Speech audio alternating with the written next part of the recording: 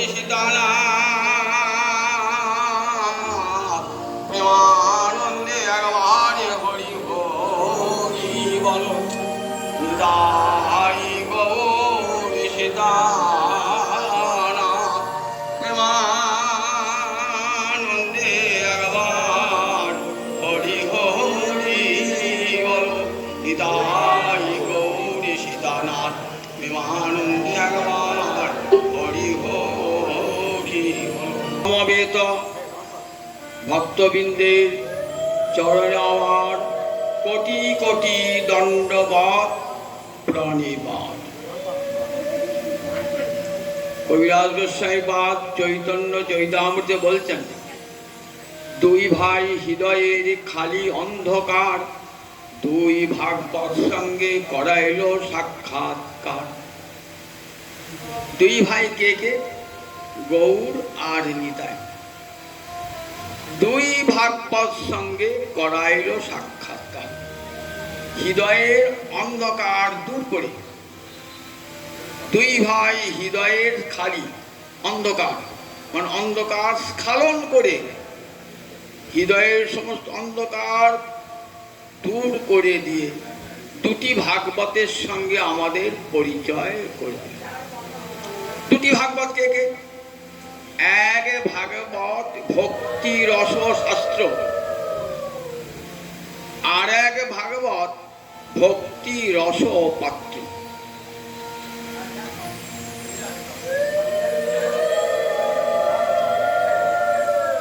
যে শাস্ত্রে ভক্তি রসের কথা বর্ণিত হয়েছে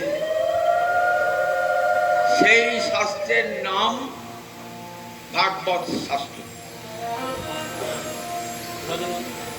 আর যার হৃদয়ে ভক্তিরস আশ্রয় পায় তাকে বলে ভাগবত, অর্থাৎ ভক্তকে বলে ভাগবত, আর ভক্তি শাস্ত্রকে বলে শ্রীমদ্ ভাগবত। 18টা মহাপুরাণের অন্যতম মহাপুরাণ শ্রীমদ্ ভাগবত। সমস্ত পুরাণের শীর্ষে, সমস্ত শাস্ত্রের শীর্ষে। তাই শ্রীমদ্ ভাগবতকে কি বলা হয়? পুরাণ চক্রবর্তী।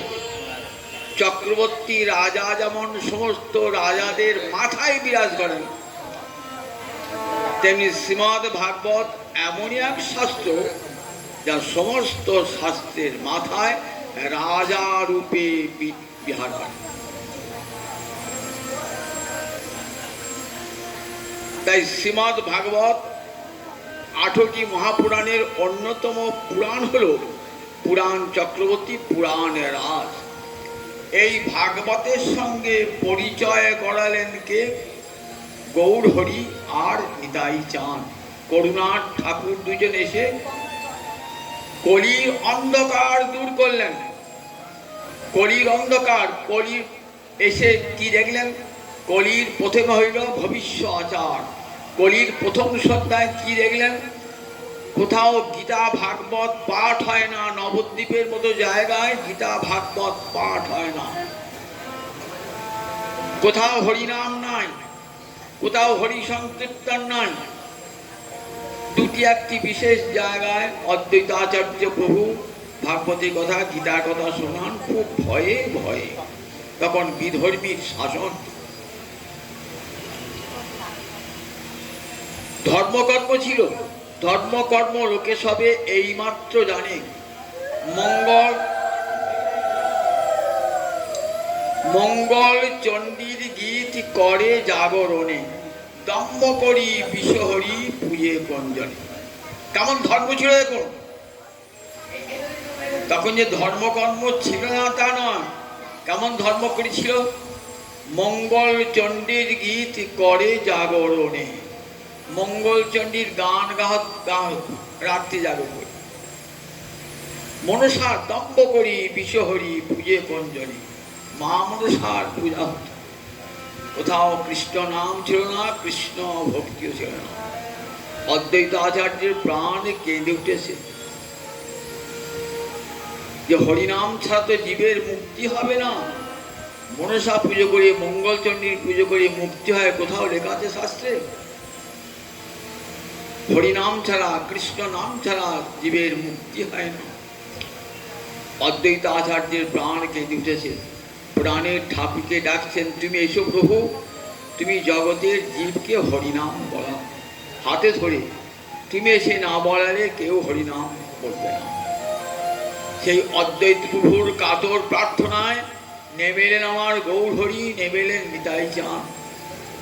জগৎ জীবের দুই ভাই হৃদয় হেরে খালি অন্ধকার, দুই ভাগবত সঙ্গে করাইল সাক্ষাৎকার। বলেন কলিযুগে একটাই ধর্ম, ভাগবত ধর্ম। ভক্তের সঙ্গে বসে ভাগবতী কথা শ্রবণ।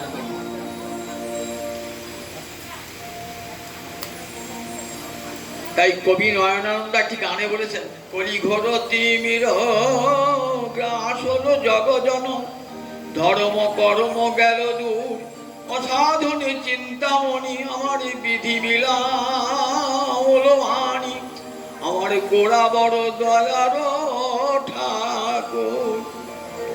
কলিঘোর তিমির গ্রাস হলো জগজন, ভয়ঙ্কর কলির অন্ধকার নেমে এসেছে, তাই কোথাও গীতা ভাগবতীর পাঠ হয় না, হরিনাম সংকীর্তন হয় না। গ্রাস হলো জগজন, ধর্ম কর্ম গেল দূর, ধর্ম কর্ম সব দূরে চলে গেছে, বেদ বিহিত ধর্ম কোথাও নাই। অসাধনে চিন্তামণি বিধি বিলাওল আনি, আমার গোড়া বড় দয়ার ঠাকুর। বিনা সাধনে আমরা গৌরাঙ্গ হরিকে পেলাম, বড় দয়ার ঠাকুর গৌর হরি। তাই গোড়া গুণ কহনে না যায়, কত শত আনন, কত শত আনন, বড় নিহা ওর নাহি পায়। সহস্র বদন, সহস্র বদনে গোড়াগুণ বর্ণন করে তার অন্ত পায় না।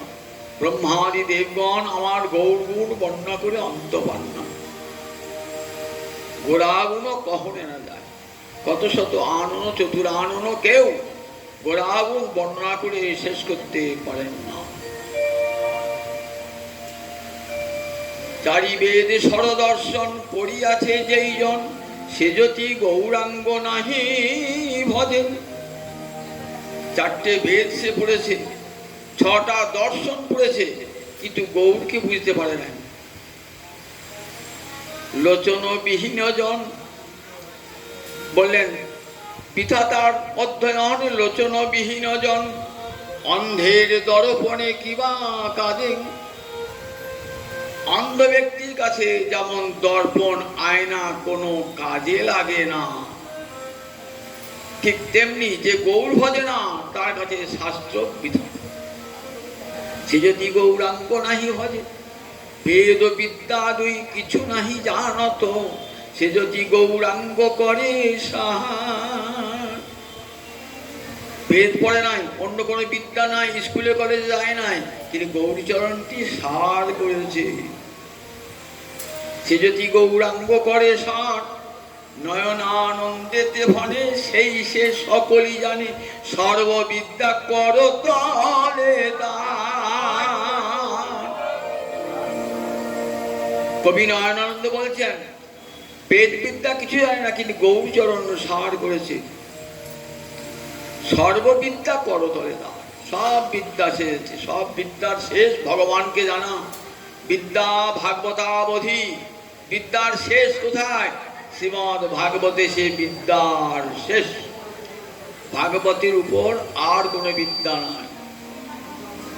রায় রামানন্দ সংবাদে মহাপ্রভু রাম রায়কে জিজ্ঞাসা করছেন, প্রভু কহে বিদ্যা মধ্যে কোন বিদ্যা সার? রায় কহে কৃষ্ণ ভক্তি বিনা বিদ্যা নাহি। একটাই বিদ্যা জগতে, গোবিন্দকে জানতে হবে, নইলে সব পড়া ব্যর্থ হয়ে যাবে। শ্রুতি উচ্চকণ্ঠে বলেছেন, অথ পড়া জয়া তদ অধিগম্যতে, সেইটি শ্রেষ্ঠ বিদ্যা যে বিদ্যার দ্বারা অক্ষর ব্রহ্ম পরব্রহ্মকে জানা যায়। এই বিদ্যা বিন্দতে অমৃতম, এই বিদ্যার দ্বারা অমৃত লাভ হয়ে যায়। তাই বলে ভক্ত সঙ্গে বসে দুই ভাই হৃদয়ের খালি অন্ধকার, দুই ভাগবত সঙ্গে করাইল সাক্ষাৎকার। দুটি ভাগবতের সঙ্গে আমাদের পরিচয় করলেন, এক শ্রীমদ ভাগবত শাস্ত্র, আর ভক্তিরস পাত্র মানে যার হৃদয়ে ভক্তি। ভক্তের সঙ্গে বসে ভাগবতী কথা শুনলে উল্লাস হয়, আনন্দ হয়। ভাগবতের মর্যাদা ভক্ত ছাড়া কেউ জানে না, ভাগবতের মর্যাদা। তাই ভক্ত সঙ্গে যে ভক্তি রসের আস্বাদন, সে আস্বাদন আর কারণ হয় না। হরিদ্বারে ব্রহ্মকুণ্ডের তীরে 7 দিন ধরে হরিকথা বলছেন কে? ব্যাসনন্দন সুখদেব। আর শ্রোতাকে আসন্ন মৃত্যু মহারাজ পরীক্ষিত। কেমন বক্তা আর কেমন শ্রোতা দেখুন। বক্তা হলেন ব্যাসনন্দন সুখদেব, যিনি কোনোদিন মায়া কি জানেন না, যাকে মায়া স্পর্শ করতে পারে না। 12 বছর মায়ের পেটে আছে, মায়ার জগতে আসবে না। ব্যাসদেব ভাগবত রচনা করেছেন, নিজ পুত্র সুখদেবকে দিয়ে সেই ভাগবতের প্রচার করাবেন, কিন্তু সুখদেব তো মায়ের পেটেই রয়ে গেল। কে হরিকথা প্রচার করবে? মায়া মুক্ত জন ছাড়া হরিকথা প্রচার কেউ করতে পারবে না। যার মায়া সেই গোবিন্দকে ডাকলেন ব্যাসদেব, এসে বলেন, হে পুত্র তুমি ভূমিষ্ঠ হও, জগতে হরিকথা শোনাবে কে? আমার কথা শোনাবে কে? বললেন, মায়ার জগতে আমি যাব না। বললেন, ঠিক আছে, আমার আদেশে মায়া ক্ষণকাল পৃথিবী ছেড়ে চলে যাবে, তুমি সেই সময় আবির্ভূত হবে। দেখুন, মায়া স্পর্শহীন ব্যাসদেব সুখদেব যখন জন্মালেন তখন পৃথিবীতে মায়া নাই, যেটুকু সময় জন্মে, তাই মায়া তাকে ছুঁতে পারল না। সেই সুখদেব আজ হরিদ্বারে ব্রহ্মকুণ্ডের তীরে 7 দিন ব্যাপী হরিকথা বলেছেন। 12টি স্কন্ধে রচিত শ্রীমদ ভাগবত। যেমন মহাভারত 18টা পর্বে, রামায়ণ 7টা কাণ্ডে, গীতা 18টি অধ্যায়ে, শ্রীমদ ভাগবত 12টি স্কন্ধ, 12টি স্কন্ধে রচিত। আগের দিন বলে গেছি, এই শ্রীমদ ভাগবত ভগবানের অঙ্গ। ভাগবতের 12টি স্কন্ধ, ভগবানের 12টি অঙ্গ। আবার আগে বলছি, ভালো করে কান পেতে শুনুন। প্রথম এবং দ্বিতীয় স্কন্ধ ভগবানের চরণ। ভাগবতের প্রথম এবং দ্বিতীয় স্কন্ধ ভগবানের চরণ। তৃতীয় এবং চতুর্থ স্কন্ধ ভগবানের উরু। পঞ্চম স্কন্ধ ভগবানের নাভি। ষষ্ঠ স্কন্ধ ভগবানের বক্ষ। সপ্তম এবং অষ্টম ভগবানের 2 বাহু। নবম ভগবানের কণ্ঠ। দশম ভগবানের মুখারবিন্দ। একাদশ ভগবানের ললাট। দ্বাদশ ভগবানের মস্তক।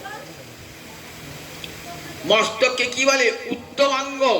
সমস্ত অঙ্গের শ্রেষ্ঠ বলে মস্তকে বলা হয় উত্তমাঙ্গ। আগের দিন একাদশ স্কন্ধের কথা শুনেছি, আজ দ্বাদশ স্কন্ধের কথা শোনাবো। দ্বাদশ স্কন্ধে সপ্তম দিনে দ্বাদশ স্কন্ধ পাঠ হচ্ছে। সুখদেব দামি দামি মূল্যবান কথাগুলি সব তাড়াতাড়ি বলে যাচ্ছেন, আর তো সময় নাই। 7 দিন পরেই মহারাজ পরীক্ষিত ইহ জগৎ পরিত্যাগ করে গোবিন্দ চরণ প্রাপ্ত হবেন। বলছেন, মহারাজ সংসার সিন্ধু অতি দুস্তরম উত্তিতির্ষ নান্যপ্লব ভগবত পুরুষোত্তমস্য লীলাকথা রসনিষেবনম অন্তরেণ পুংসো ভবেৎ বিবিধ দুঃখ দবার্দিতস্য। ভাগবতের কথা কত দামি, কত মূল্যবান, প্রতিটি শ্লোক, প্রতিটি শব্দই শুনিলেই হয় বড় হিত, শুনিলেই হয় বড় হিত। বেদ বাক্য, বেদের ভাষ্য, বেদান্তের ভাষ্য শ্রীমদ ভাগবত বলছেন প্রতিটি কথার এমন শক্তি, যদি কান পেতে একবার সেই কথা শোনেন হৃদয়টাকে কৃষ্ণমুখী করে দেয়। বাসুদেব কথা প্রশ্ন পুরুষাং স্ত্রীং পুনাতিহি বক্তারং প্রচ্ছকং শত্রিং তৎপাদ সলিলং যথা। বাসুদেব কথা প্রশ্ন, কৃষ্ণের একটা নাম বাসুদেব কেন? এই বাসুদেব কথার অনেক অর্থ। বসুদেবের পুত্র, সাদা সাপটা মানে বসুদেবের পুত্র, তাই বাসুদেব। বসুদেবস্য অপত্যং পুমান, বসুদেবের সঙ্গে সঙ্গে স্নেহপত্র করে বাসুদেব। আর বাসুদেব সত্যং বিশুদ্ধং বসুদেব শক্তিতং। ভাগবতী বলা আছে বিশুদ্ধ সত্য গুণকে বসুদেব বলা হয়। যেখানে বিশুদ্ধ সত্য সেখানেই ভগবানের প্রকাশ। সন্ধিনীর সার অংশ শুদ্ধ, শুদ্ধ সত্য নাম ভগবানের সত্তা হয় যাহাতে বিশ্রাম। মাতা পিতা স্থান গৃহ শয্যাসন আর এসব কৃষ্ণের শুদ্ধ সত্যের অভিকার। যেখানেই শুদ্ধ সত্য সেখানেই ভগবানের প্রকাশ। বসুদেব সাক্ষাৎ শুদ্ধ সত্যের মূরতি, তাই বসুদেবের গৃহেই ভগবানের প্রকাশ। আরেকটি বসুদেব শব্দার্থ বসতি সর্বেষু ভূতেষু, সমস্ত ভূতে তিনি অধিষ্ঠান করেন, তাই বসুদেব। সেই বসুদেবের পুত্র বাসুদেব। সমস্ত ভূতে, বাসুদেব মানে পরব্রহ্ম শ্রীহরি। আবার তিনি সমস্ত জীবের হৃদয়ে বাস করেন, তাই বলে বাসুদেব কথা প্রশ্ন। কৃষ্ণ বিষয়ক কথা, কৃষ্ণ বিষয়ক প্রশ্ন। পুরুষাং স্ত্রীং পুনাতিহি, নারীকে এবং পুরুষকে পবিত্র করে দেয়। পুনাতি মানে পবিত্র করে। বক্তারং প্রচ্ছকং শত্রিং, যিনি বলছেন তাকে পবিত্র করে, যিনি প্রশ্নকর্তা প্রচ্ছকং তাকে পবিত্র করে। শত্রিন, যে কান পেতে বসে বসে শুনছে তাকে পবিত্র করে। কেমন? তৎপাদ সলিলং যথা। গোবিন্দের চরণ থেকে কি কোন জল এসেছে? গঙ্গা জল, চরণ ধোয়া জল। সেই জল গঙ্গা যেতে হয় না, গঙ্গা গঙ্গা গঙ্গা বলে আমি ঘুরতে। গীতা গঙ্গা চ গায়ত্রী গোবিন্দে তিহিস্থিতে চতুর্গকার সংযুক্তে পুনর্জন্ম নবীত। এত মহিমা। গঙ্গার হাওয়া যদি দিকে যায় না, 1 যোজন পর্যন্ত যদি যায়, গঙ্গার হাওয়া যায়, সবাই পবিত্র হয়ে যায়। আচার্য শঙ্কর বলেছেন ওই গঙ্গার তীরে আমাকে একটা কেমন কি করে রেখে দিও, বলে গঙ্গার জল আমাকে কুমির করে রেখে দিও, গঙ্গার জল তীরে আমাকে গিরগিটি করে রেখে দিও। প্রভু, আমি তো দূরে থেকে পুরীর রাজা হতে চাই না, আমি গঙ্গায় জলে কমঠ কুমির কাছি হয়ে থাকবো, গঙ্গার তীরে গিরগিটে হয়ে ঘুরে বেড়াবো। তথাপি অন্য কোনো জায়গায় আমি রাজা হতে চাই না। গঙ্গার এত মহিমা, হরিপাদ পদ্মদৃশ্বিতা, পতিত পাবনী মা গঙ্গা, সেটি যেমন পবিত্র, তেমনি হরিকথাও তাই শুনলেই পবিত্র হয়ে যায়। হরিকথা, গঙ্গার চেয়ে কথা বেশি পবিত্র। কেন? গঙ্গা সব জায়গায় নাই, কিন্তু হরিকথা যেখানেই ভক্ত আছে সেখানেই হরিকথা আছে। বলছেন দ্বাদশ স্কন্ধে বলছেন সংসার সিন্ধুম অতি দুস্তরম উত্তিতীর্ষ নান্যপ্লব। বলছেন মহারাজ, এই সংসার সিন্ধু শুধু দুস্তর নয়, অতি দুস্তর। দুস্তর মানে তরণ মানে পার হওয়া, দুঃখে পার হতে দুস্তর, অতি দুস্তর। এই সংসার সাগর পার হওয়া অত্যন্ত কঠিন। এই জগতে সমুদ্র দেখেছেন তো? এ জগতের সমুদ্র এ পাড়ে দাঁড়ালে ওই পাড়টা দেখা যাবে না বটে, কিন্তু আপনি জাহাজে করে যান তা ঠিক ওই পাড়ে একদিন পৌঁছিয়ে যাবেন। তো বলে কিন্তু সংসার সমুদ্রের পাড় দেখা যাবে না, যত দ্রুতগামী জাহাজই যান না কেন সংসার সমুদ্রের পাড় দেখা যাবে না। কারণ এটা জলের সমুদ্র নয়, এটা বাসনার সমুদ্র। কোটি কোটি জীবের কত কত বাসনা, আর সেই বাসনাই সংসার সৃষ্টি করেছে, বাসনাই সংসার সৃষ্টি করেছে। সংসার করব, পত্নী পুত্র নিয়ে থাকবো, টাকা পয়সা উপায় করব, এই যে বাসনা না, এই বাসনাই আবার আপনাকে সংসারে নিয়ে আসবে। এ জন্মে আমার বাঞ্ছা পূর্ণ হলো না, ভালো বাড়ি হলো না, ভালো স্বামী হলো না, ভালো বউ হলো না, ভালো ছেলে হলো না, কত বাসনা নিয়ে মরে গেলেন। তো আবার পরজন্মে আবার আসতে হবে এই বাসনা পূরণের জন্য। যতদিন এই বাসনা থাকবে না ততদিন আবার ঘুরে ফিরে সংস্কৃতি ন নিবর্ততে, সংসার ততদিনই যাবে না। তবে সংসার সিন্ধু অতি দুস্তর, এই সংসার সাগর পার হওয়া বড় কষ্টকর। উত্তিতীর্ষ নান্য প্লব, উত্তিতীর্ষ মানে যারা এই সংসার সমুদ্র পার হতে ইচ্ছুক। উত্তিতীর্ষ কথাটি খুব দামি কথা।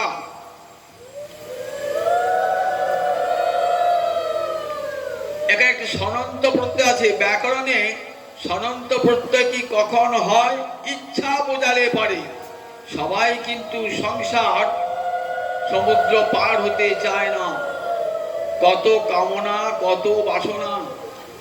এই জগতে রূপ, রস, শব্দ, গন্ধ, স্পর্শ ভোগ করবার জন্য আমাদের 11টা ইন্দ্রিয় আকুল হয়ে রয়েছে। 5টা জ্ঞানেন্দ্রিয়, 5টা কর্মেন্দ্রিয়, 1টা অন্তরিন্দ্রিয়। 5টা জ্ঞানেন্দ্রিয় কি কি? চক্ষু, কর্ণ, নাসিকা, জিহ্বা, ত্বক। যাদের জ্ঞান হয় রূপ, রস, শব্দ, গন্ধ, স্পর্শ। আর 5টা কর্মেন্দ্রিয় যাদের কর্ম হয় বাক, পানি, পদ, বায়ু, উপস্থ। আর 1টা অন্তরিন্দ্রিয় মন। এই 11টা ইন্দ্রিয় মানুষের মনকে কেমন চঞ্চল করে তোলে। দেখুন আমরা দেখি প্রাণী জগতে যার 1টা ইন্দ্রিয় সচল সক্রিয় তারই বিনাশ অবশ্যই নেয়। কিরকম? পতঙ্গের দৃষ্টি দেখ, পতঙ্গের দেখবেন দৃষ্টিশক্তি এমন না, সাদা আলো দেখলে সে ছুটবে, সাদা রূপ দেখলে ছুটবে। ওই আলোতে যেই যাবে না অটোমেটিক, যেই আলোতে যাবে সঙ্গে সঙ্গে দেখে না কার্তিক পুজোর পর শ্যামা পোকাগুলো পতঙ্গগুলো ছুটে যায় আলোতে, মরে পড়ে থাকে, মরে পড়ে থাকে। এত দৃশ্যশক্তি প্রবল না, ওই রূপের দিকে তার প্রবল আকর্ষণ। এই রূপের আকর্ষণে তার কি হয়? শেষ পর্যন্ত মৃত্যু নিয়ে আসে। রস বলে নীল মাছ, মাছ রস ভোগ করতে চায়। আপনি বড়শিতে টোপ পেতে দিলেন তো জলের তলায় দিলে মাছ ধরে বলে, ওই আমিষটি খাবার জন্যে, রসটি খাবার জন্যে ছুটে এলো মাছ। সঙ্গে সঙ্গে যে গিলল না, একে বড়শিতে মুখটা বেঁধে গেল, মৃত্যু হয়ে গেল। রূপ, রস, শব্দ, শব্দ বলে পুরঙ্গ হরিণ। হরিণ যদি বাজি করে ব্যাধের গান শোনে না, ছুটে আসবে। আর ব্যাধ জাল পেতে রেখে দেয়, আটা দিয়ে দেয়, ছুটে আসতে গিয়ে সে তখন হিতাহিত জ্ঞান থাকে না, ছুটে আসতে গিয়ে ওই জালে পড়ে গেল। শব্দের জন্য কি হলো? শব্দ মাধুর্য আস্বাদন করতে গিয়ে তার মৃত্যু হয়ে গেল। কুরঙ্গ শব্দ, শব্দ, গন্ধ, গন্ধ, রূপ, রস, শব্দ, গন্ধ বলে ভ্রমণ। যেই পদ্মগন্ধ পায় না, ছুটে চলে যায়, চলে গিয়ে পদ্মের মধু খায়। আর ওই মধু ভ্রমণের পদ্মের কোষে এমন আটকে যায় না, মধু খেতে খেতে মধু খেতে খেতে এমন হয়ে যায়, বিভোর হয়ে যায়। রাত্রিবেলায় পদ্ম তার পাপড়িগুলো বুঝিয়ে দেয়, ওই কাছে মরে পড়ে। সকালবেলাকে দেখবেন ভ্রমণটা মরে পড়ে আছে। শব্দ আর স্পর্শ, হাতি ত্বকে স্পর্শ চায়, স্পর্শ সুখ চায়। কার? হস্তে নিয়ে। হাতি ধরবার জন্যে বেচারা কি করে? বড় খালকে রেখে দেয়, খালের এবার একটা হস্তিনীকে রেখে দেয়, সুন্দরী হস্তিনীকে। ওই পুরুষ হাতিটা ছুটে এসে হস্তিনীর অঙ্গ স্পর্শ করে ছুটে আসে, আর নিচের দিকে তাকাবার অবসর ছুটে আসতে গিয়ে খালে পড়ে গেল, ধরা পড়ে গেল। তাহলে একটা ইন্দ্রিয়ের জন্যে একটা প্রাণীর শেষ শব্দ। আর আমাদের পঞ্চ ইন্দ্রিয় একবারে সচল সক্রিয় পঞ্চ ইন্দ্রিয়। তাহলে আমরা কেমন করে এই শব্দ স্পর্শ রূপ রস গন্ধ স্পর্শ ভোগ করবার ছুটে চলেছি, আর নিজের বিনাশকে নিয়ে চলে আসি সংসারে থেকে। তাই সংসার ও সিন্ধু অতি দুস্তরম। আবার সমুদ্রে শুধু নোনা জল থাকে না, সমুদ্রে কি থাকে? কত হাঙি হাঙর কুমির রয়েছে। একাদশ ইন্দ্রিয়ের আঘাত তো সহ্য করতেই হচ্ছে। সংসারে থেকে কত দুঃখ কষ্ট লাঞ্ছনা নিরন্তর ভোগ করছি। সংসার সমুদ্রে পড়লে যেমন হাবুডুবু খেয়ে তার নোনা জল খায়, আমরা সবাই তো সংসার সমুদ্রে পড়েছি। বাঁচাও বাঁচাও বলছি, কে বাঁচাবে? প্রহ্লাদ বললেন, মা বাবা বললেও সংসার তোমাকে বাঁচাতে পারবে না, কারণ মাও জলে ডুবেছে, বাবাও জলে ডুবেছে। কে কাকে বাঁচাবে? সংসার সমুদ্রে সবাই হাবুডুবু খাচ্ছে। এই সংসার সমুদ্র থেকে বাঁচার পথ নেই, একটাই পথ, সংসার দুঃখ জলধৌ পতিতস্য। দেখবেন চৈতন্য চন্দ্রামৃতে প্রবোধানন্দ সরস্বতী বলছেন, গৌর হরি, সংসার হলো দুঃখের জলধি সমুদ্র, সংসার দুঃখ জলধৌ পতিতস্য নিরাশস্য। বললেন, দেখো আমি সংসার সমুদ্রে জলে পড়েছি, আর নিরাশ। কাম ক্রোধ এদের দ্বারা কবলীকৃত, কাম ও ক্রোধাদি নক্রম করেই কবলীকৃত। হাঙর কুমি যেমন সমুদ্রে থাকে, তেমনি ছটা রিপু আছে, কাম ক্রোধ লোভ মোহ মদ মাৎসর্য। ছটা রিপু কুড়ে কুড়ে খাচ্ছে যতক্ষণ সে তার ভোগ্য বস্তু না পাচ্ছে। কামনার ভয়ঙ্কর জ্বালা, ক্রোধেরও ভয়ঙ্কর পরিণতি, লোভেরও ভয়ঙ্কর পরিণতি। কাম ক্রোধ লোভ মোহ এগুলি সব বিনাশের কারণ, আমাকে গিলে খেয়ে ফেলেছে। সংসার সমুদ্রে পড়েছ, ওঠো, উঠবার চেষ্টা করো। কি করে উঠব? কাম ও ক্রোধাদি নক্রমকরই কবলীকৃতস্য। কাম ক্রোধ নক্রমকর এরা আমাকে গিলে খেয়েছে। দুর্বাসনা নিগড়িতস্য, বেরিয়ে এসো। কি করে আসবো? দুর্বাসনা আমার পায়ে শিকল দিয়ে রেখে দিয়েছে, বেরিয়ে আসতে পারছি না। তাহলে বেরোবার উপায় কি? গৌরচন্দ্র দেহিমে পদাবলম্ব। গৌর হরি, তুমি তোমার চরণ দুটি দাও, তোমার চরণ ধরে সংসার সমুদ্র উত্তীর্ণ হও। সংসারে এসেছি, হাবুডুবু খাচ্ছি, বাঁচাবার পথ নাই। সেই একটা গল্প শোনায়, নদীর ধারে লোকেরা দেখবেন সাঁতার জানে ভালো। বানের সময় এই গঙ্গা দিয়ে কত জল বয়ে আছে, তো কত জিনিস ভেসে যাচ্ছে। একটা কালো জিনিস ভেসে যাচ্ছে। একটা ছেলে বলছে, এ বাবা দেখ, ভালো কম্বল যাচ্ছে, একটা ধরি নিয়ে গে, যা শীতকালে কাজে লাগবে। সে ঝাঁপটা মেরেছে, মেরে ধরতে গিয়েছে, কিন্তু কিছুতে আর কম্বলটাকে আনতে পারছে না। এবারে দাঁড়িয়ে ছেলেটা বলছে, এই যদি কম্বল না পাস বাবা, পালিয়ে না, কি করছে ধরে, কম্বলটা ছেড়ে দে। ছেলেটা বলছে, আমি কম্বলকে ছাড়লো, কম্বল আমাকে ছাড়ছে না। ওটা কম্বল নয়, ওটা একটা ভালুক চলেছে। ভালুকটা বাঁচবার জন্য লোকটাকে জড়িয়ে ধরেছে। এই সংসারে বাঁচবো বললেও বাঁচা হবে না, জড়িয়ে ধরেছে। স্ত্রী পুত্র ঘর বাড়ি সংসার আটকিয়ে ধরেছে, এখান থেকে মুক্তির উপায় নয়। এই সংসার সমুদ্র অতি দুস্তর, সংসার সিন্ধু অতি দুস্তরম উত্তিতিস। যদি সবাই কিন্তু সংসার সমুদ্র পার হতে চায় না। অনেকে হৃদয়ে সংসার করব, ভালো করে হরিকথা শুনে কি হবে, দীক্ষা নিয়ে কি হবে, ভালো মন্দ খাও পড়ো, মৃত্যুর পর কে কোথায় যাবে ঠিক নাই। বলে দেখো, একদম চারবাগ দর্শন ছিলেন, চারুবাগ মিষ্টি মিষ্টি কথা বলতেন। জিজ্ঞাসা আছো, ভালো করে খেয়ে পড়ে নাও। ঋণং কৃত্বা ঘৃতং পিবে যাবৎ জীবের সুখম জীবের। ঋণ করে ঘি খাও, যদি বাঁচবে সুখে বাঁচো। মহিলাকেও বাঁচে নাকি, আবার আত্মা বলে কিছু আছে নাকি? এক ধরনের মানুষ আছে তারা এমনি করে সংসার সুখ ভোগ করতে চায়। সংসারে যতই দুঃখ কষ্ট ভোগ করুক না কেন, এই চারবাকের শিষ্য ছিল দুর্যোধন। সে জানতো যে জোর করে যেমন করে রাজ্য দখল করতে পারলে হলো। মানুষ বলে আমার ক্ষতি কি, আমি যে রাজ্য পাই। নির্মম নিষ্ঠুর হয়ে দেখবেন দৈবাসুর সম্পদ বিভাগ জগতে গীতায় কারা কারা অসুর বলা আছে দেখবে। বলে জগৎ আবার ঈশ্বরকে আপনা আপনি নারী পুরুষের মিলনে সংসার তৈরি হয়েছে, দেখবে সব বলা আছে গীতায়। আসুরিক যারা না, আসুরিক তারা এই কথা সবাইকে বলে। ঠাকুর আবার আছে নাকি, ভগবান বলে কেউ কেউ নাই, আসুরিক প্রকৃতির লোকেরা এটা বলে থাকে। তাই একজন মানুষ সংসারকে ভোগ করতে চায়, তারা সংসার সমুদ্র পার হতে চায় না।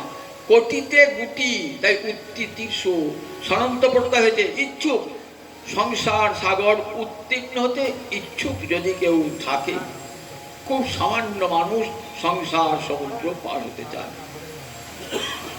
সংসার আমরা একটা এত রুচি না, বিষয় মানুষ কাছে থাকলে না আমরা বিষয় চিন্তায় হয়। সাধু সঙ্গ করুন, সেখানে কৃষ্ণ চিন্তা, আর বিষয় সঙ্গ করুন, বিষয় চিন্তা। ঠিক কিরকম ঠাকুর রামকৃষ্ণ একটা গল্প আছে। একটা বাজারে একটা মাছওয়ালি মাছ বিক্রি করে, আর একটা ফুলওয়ালি ফুল বিক্রি করে। একই বাজারে বিক্রি করে।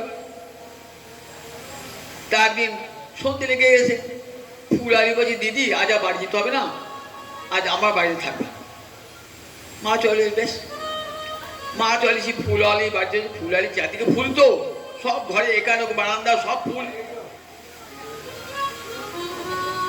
ফুলের গন্ধে ঘুম আসছে না সারা। এই মাছওয়ালি বলছে যে, দেখ দিদি আমার তো ঘুম আসছে না। কেন? ফুলের গন্ধ ছুঁড়িয়ে করনি, তাহলে ঘুম আসবে কি করে? ওই আঁশের ঝুড়িটা আমার সামনে নামিয়ে দে। ওই আঁশের ঝুড়ি যে হলো, আর না আগে কি ঘুম এসে গেল। আমাদের হরিকথাতে রুচি আসবে না, হরিকথা রুচি আসবে, ঘুম এসে যাবে।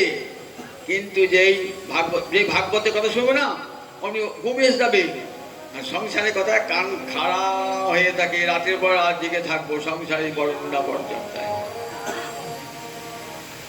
তাই সংসার সিন্ধু অতি দুষ্টম উত্তীর্ষ নান্য প্লব বলে, সংসার সমুদ্র পার হবার একটাই নৌকা, ন অন্য প্লব। প্লব মানে নৌকা, আর দ্বিতীয় নৌকা নাই। জ্ঞান যোগ তপস্যা বেদ পাঠ কোনটাই সংসার সমুদ্রকে পার করে দিতে পারে না। যদি পারে করতে গুটি একটা, কিন্তু তাকে নৌকা বলা যাবে না, যা হাজার হাজার মানুষকে পার করে দেয়।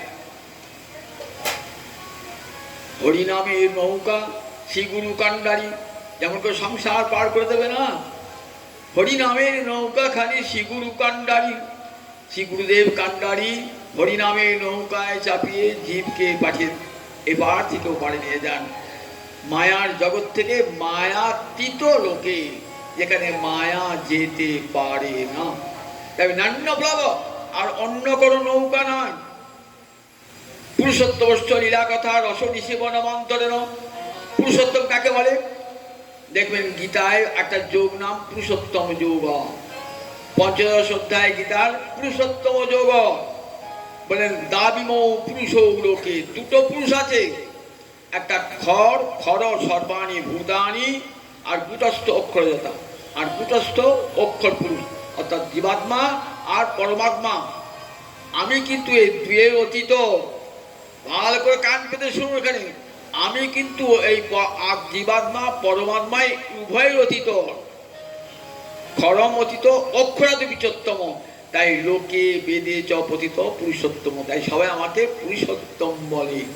আমি খর পুরুষ নই, খর পুরুষ আমার অংশ, অক্ষর পুরুষ আমার অংশ, আর আমি সকলের উপরে, আমার নাম পুরুষোত্তম। আমি লীলা বিগ্রহ, আমি থাকি গোলকে, থাকি বৈকুণ্ঠে থাকি, আমি লীলা বিগ্রহ।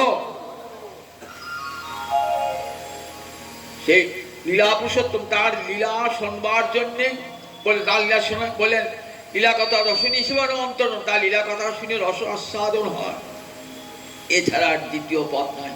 তার কত মাধুর্য, চারটে মাধুর্য, লীলা মাধুর্য, বেণু মাধুর্য, রূপ মাধুর্য, প্রেম মাধুর্য। চারটে মাধুর্য, এই মাধুর্য সবার মনকে হরণ করে নেয়। ব্রহ্মাদি দেবগণ এই মাধুর্য আকৃষ্ট, মাধুর্য আকৃষ্ট হয়ে যায়। যে সুখদেব নিজে তার প্রমাণ। সুখদেব গৃহীত চেতা ইব রাজর্ষি বলে, হে মহারাজ দেখেছো ব্রহ্মানন্দে মগ্ন সুখদেব। এই সুখদেবের মনকে আকর্ষণ করেছেন কৃষ্ণ গুণ, এমন ইত্থম্ভূত গুণ হরি। আত্মারাম মুনিগণের চিত্তকে পর্যন্ত আকর্ষণ করে আছেন কৃষ্ণ লীলার এত মাধুরী। সেই মাধুরী ছিল ব্রহ্মা পাগল হয়েছেন, মহাদেব পাগল আছেন গোবিন্দের লীলা মাধুরীতে। কেমন তার লীলা! এত বড় ব্রহ্মাণ্ডের ভগবান এই জগৎকে মায়া দিয়ে বেঁধে গিয়েছেন, আর সেই ভগবান মায়ের বন্ধনে বাধা পড়েছে। এমন লীলা কোনো ভগবান আছে? দেখান দেখি এমন লীলা কোনো ভগবান আছে? কেমন লীলা মাধুরী! যিনি জগৎকে মায়ার বাঁধনে বেঁধে দিয়েছেন, সেই ভগবানকে মা যশোদা বাঁধছেন। মা যশোদা ভগবানকে বেঁধে গেছেন। এত সুন্দর লীলা মাধুরী জগতে তার কাছে, এমন বংশী মাধুরী যে ব্রহ্মাণ্ড, এই ব্রহ্মাণ্ডের নিচে আছে বাসুকিনাথ ব্রহ্মাণ্ড হয়েছে, তার মাথা চলে যাচ্ছে। ব্রহ্মলোক সে বংশীর ধ্বনি যাচ্ছে, সেখানে ব্রহ্মাদি দেবগণকে পর্যন্ত মুগ্ধ করে দিচ্ছে। নারদ তুম্বুরি পর্যন্ত সে বংশী শুনে পাগল। মুনি ধ্যান করছেন, মুনির মানস চলে যাচ্ছে। মুরলী কল পূজিত, মুরলী ধ্বনি শুনে মুনির মানস চলে যাচ্ছে। এমন মাধুর্য, এমন তার লীলা মাধুর্য, এমন মাধুর্য যে রূপ দেখলে কি মনে হয়, যে রূপের এক কণে ডুবায় সব ত্রিভুবন, সর্বপ্রাণী করে আকর্ষণ। যে রূপের এক কণা, এক বিন্দু, এক ফোঁটা জগৎকে ডুবিয়ে দেয়। আমার রাধা মাধবের এত রূপ, এত রূপ গোপীরা দর্শন করে তৃপ্তি পাচ্ছেন না। যে হেরিবে কৃষ্ণানন তার করে দুনয়ন, বিধি হইয়া হেন বিচার। মন বলে যদি ধরো কোটি আঁখি তার করো, তবে জানি যোগ্য সৃষ্টিদান। কৃষ্ণ দর্শন করবা যে দুটি নয়ন, আবার তাতে নিবেশ দিয়েছ কেন? লক্ষ নয়ন দিলে না হে, আমরা অপলকে চেয়ে রইতাম, কেন লক্ষ নয়ন দিলে না হে। তুমি দেবরাজ ইন্দ্রকে দিয়েছ 1000 নয়ন, সে নয়ন দিয়ে কি করবে? জগতের রূপ দেখবে। আর আমরা কৃষ্ণ রূপ দেখি, জগতে অন্য কোন রূপ দেখি না। তাই তার দরকার নাই, তাকে দিয়েছে 1000 চোখ, আর আমাদেরকে 2টো চোখ দিয়ে সব আর নিমেষ দিয়েছে। বিধাতাকে ধিক্কা দিচ্ছে। বিধাতার রঙে স্বপন্তি ভাগবত বলে অভিশাপ দিচ্ছে, বিধাতাকে অভিশাপ দিচ্ছে। দেখুন তাহলে গোবিন্দের উপমাধুর্য, তাই আমার প্রিয় মাধুর্য। ভক্তের প্রেমে অধীর হয়ে ভক্তের কিঙ্কর হয় আপন ইচ্ছায়। ভক্তের জ্বলন্ত অনলে কৃষ্ণ ভক্ত লাগি খায়, ভক্তেরও কিঙ্কর হয় আপন ইচ্ছায়। বৃন্দাবনের আগুন লেগেছে, শ্রীরাম সুরাম আগুন লেগেছে, ভাই কোনো চিন্তা নাই, আমি আগুন খেয়ে নিচ্ছি। আগুন খেয়ে বাঁচালেন জগৎকে, শ্রীরাম সুরামকে রক্ষা করলেন। দেখেছেন তো, ভক্তের কিঙ্কর হয়েছেন। ভক্তের কিঙ্কর হয় আপন ইচ্ছায়। মা পিতানন্দের খড়ম বই নিয়ে এসেছেন, যার মাথায় ভিতরে মাথায় করে বই নিয়ে আসে, তেমনি খড়ম বই নিয়ে এসেছেন। কাছারি বাড়ি থেকে আসবেন, বাড়ি আসবেন, কই রে গোপাল আমার খড়ম দুটো মাথায় নে। খড়ম মাথায় যাচ্ছে। ভক্তের কিঙ্কর হয় আপন ইচ্ছা। তাই বলে এখন এই লীলা কথা, রসনী জীবন, এই গোবিন্দের লীলা কথা শোনা ছাড়া সংসার সমুদ্র পার হওয়ার আর অন্য কোনো নৌকা নাই। কলিযুগে বসে বসে গোবিন্দের বলেন ত্রিবিধ দুঃখে জীব জর্জরিত, আধ্যাত্মিক, আদিদৈবিক, আদিভৌতিক। এই ত্রিবিধ দুঃখ, আধ্যাত্মিক দেহ আর মনে অসুখকে বলে আধ্যাত্মিক দুঃখ, দেবতা থেকে প্রাপ্ত ঝড় ঝঞ্ঝা ভূমিকম্প আদিদৈবিক দুঃখ। আর আদিভৌতিক প্রাণী হতে যে দুঃখ, শত্রু হতে দুঃখ, প্রাণী হতে দুঃখ, হিংস্র প্রাণী হতে দুঃখ, একে বলে আদিভৌতিক। এই ত্রিবিধ দুঃখে পুংসভাবে বিবিধ দুঃখাদবার নিতস্ব, দুঃখের অনলে সবাই জ্বলে পুড়ে মন। এখান থেকে মুক্তি পাবার, এই সংসার সমুদ্র থেকে মুক্তি পাবার একটাই উপায়, হরিকথার নৌকা। সেই নৌকায় চড়ুন, অনায়াসে ভব সমুদ্র পার হয়ে যাবেন অনায়াসে। এরপরে তো আমার বৃন্দাবনের বাবাজি মশাই কিছু বলবেন, আমাদের এসেছেন, বহু আশা করে এসেছেন, আমাদের শোনাবেন বলেন। আজ আর আমি দীর্ঘায়িত করবো না। আজকে কার বাড়িতে পাঠ শুনছেন তার কথা একটু বলি। অনাদিবন গোস্বামী পুরো কথা শুনেছেন, অনেকে দেখেছেন, কেউ নাম শুনেছেন, কেউ সাক্ষাৎ করছে, কেউ সঙ্গ করছে। আমার সৌভাগ্য, আমি প্রায় 25 থেকে 28টি বছর তার সঙ্গ করেছি, তার অন্তেবাসী হয়েছিলাম। আমার সব কিছু কথা তার কাছ থেকে শেখা। যে কথা বলছি তারই কথা আমি আপনাদের শোনাচ্ছি। 5টি পঞ্চতীর্থ ছিলেন, সংস্কৃতের 5টি বিষয়ে পণ্ডিত ছিলেন। এই এলাকায় এত বড় পণ্ডিত ছিল না। বৃন্দাবনের পণ্ডিতরা পর্যন্ত নাম করতেন তার। আজও দেখবেন রাধাকুণ্ডের তীরে তার মূর্তি আছে। অন্দাজ বাবাজি, গুরুদেব কুঞ্জ বিহারী বাবাজি ছিলেন তার বন্ধু সখা। কত গ্রন্থ রচনা করেছেন। কেমন মানুষ ছিলেন, যথার্থ বৈষ্ণব। এমন বৈষ্ণব এই দেখা যায় না। আমরা নামে শুনি, দেখেছি, শাস্ত্রে করেছি বৈষ্ণব। চোখে দেখেছেন যারা, তাদের জীবন ভাগ্যবান। তারা এমন মানুষকে দেখেছেন, এমন মানুষ। এইখানে রাধা মাধবের সেবা হতো, কত জমজমাট সেবা আমরা দেখেছি। বৈশাখ মাস এখানে কি হতো, এখানে বৈষ্ণব সম্মেলন ঘটতো, কত বড় বড় মানুষ আসতো বৃন্দাবন থেকে, নবদ্বীপ থেকে। কত পাঠ, কত আলোচনা, কত কীর্তন, বড় বড় কীর্তনী এসে কীর্তন করতেন সেই বাড়িতে। সেই বাড়ি আজ রাধা মাধবের সেবা। আমার গুরু বাড়ি, গুরু গৃহের শিষ্যের হরিকথা আপনারা শ্রবণ করলেন। এই ছোটদার বসে আছেন, একমাত্র ছোটদা আছেন, আমার দাদা, আমার প্রভুর প্রতিনিধি রয়েছেন কলকাতায়, শুধু কলকাতায় থাকেন। এসে একটু আনন্দ দেন সবাইকে। আর দাদার দীর্ঘায়ু হোক, 100 বছর বেঁচে থাকুন, এমনি করে সবাইকে আনন্দ চায়। এখানে তার সংসার, সুখের সংসার, ছেলে মেয়ে খুব ভালো মানুষ হয়েছে। মানুষ হোক, রাধা মাধব পদে যেন মতি থাকে, যত বড় মানুষ হোক না কেন, গোবিন্দ চরণে যেন মতি থাকে, এটা আমার প্রভু চেয়েছিলেন। তাই সংসার এই বলি আজ এখানে হরিকথা বিশ্রাম ঘোষণা করলাম। এরপরে আরতি হয় বোধ, আরতি হওয়ার পর, আরতি পরে আমাদের বাবা শোনাবেন। বৃন্দাবন থেকে এসেছেন, অভিভাষা করে এসেছেন, আপনারা শুনবেন একটু ভালো করে। আমাদের বড় সৌভাগ্য, এই মদন বাবা এসে আমাদেরকে হরিকথা শোনাবে, পরম সৌভাগ্য আমাদের। আর বর্ষা না থাকেন, একবার রাধারানী বাপের বাড়ির লোক। আমরা বৈশাখের সময় একটু ধৈর্য ধরুন, একটা দিন একটু কষ্ট করে ধৈর্য ধরুন। আগামীকালও পাঠ হবে, আপনারা আসবেন। আগামীকাল হবে নাকি? আগামীকাল, হ্যাঁ, আগামীকালও পাঠ। হ্যাঁ, জয় জয় রাধে কৃষ্ণ। পাঠ হবে তো।